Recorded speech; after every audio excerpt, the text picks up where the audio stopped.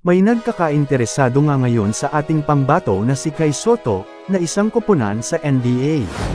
Pinapapirma na nga ang ating kabayan na si Kai Sotto ng two-way contract ng koponan ng LA Lakers.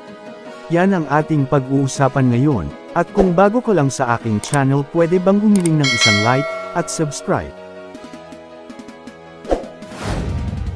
Good news nga para sa pangbato natin na si Kai Sotto. Nakitaan nga ng malaking potential ni LeBron James itong si kabayan Kai Sotto. Gusto nga itong kunin ng koponan ng Los Angeles Lakers para i-develop ang skills nito dahil kaya nga daw nitong tapat ang husay ni Victor Wembanyama sa paglalaro ng basketball kung matetraining si kabayan ng gusto.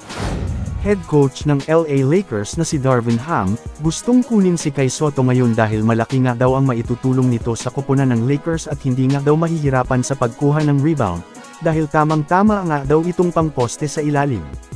Sa tingin naman daw ng trainer ng LA Lakers, kaya naman daw tapat ng ating pangbato na si Kai Sotto itong binansagan alien ng NBA dahil hindi nga daw nagkakalayo ang height nitong dalawang ito, at maliit lang naman daw ang agwat ng galing ni Kai Sotto at Victor Wembanyama pagdating sa paglalaro ng basketball. Madaming player nga daw sa NBA ang mahihirapan dito kay kabayan Kai Sotto kung matetraining ito ng maayos.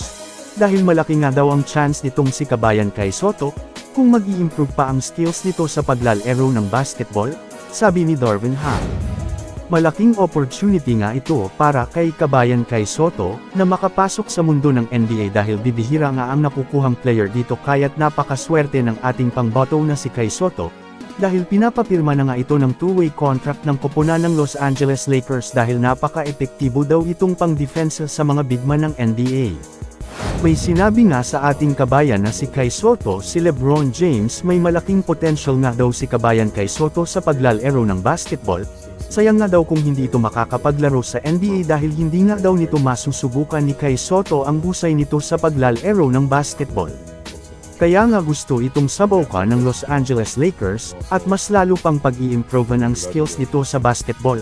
At pinapapirma nga ito ng two-way contract ng koponan ng La Lakers para makapaglaro sa koponan nila, dahil malaki pa nga ang i-improve nito pag nakapaglaro sa NBA.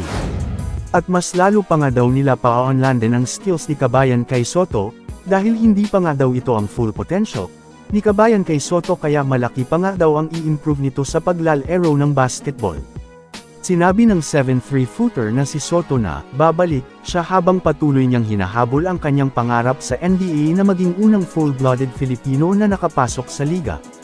Sa tingin niyo mga ka-ballers, ito na kaya ang opportunity na nag-aantay kay kabayan Kai Sotto makapasok sa mundo ng NBA? Comment mo naman ang iyong opinyon. Suportahan nga natin ang ating mga kababayan na naglalaro sa Japan B-League. Suportahan nga din natin ang bawat laro ng ating kababayan na naglalaro sa iba't ibang dako ng bansa. Hanggang dito na lang mga ka-ballers, salamat sa panunood.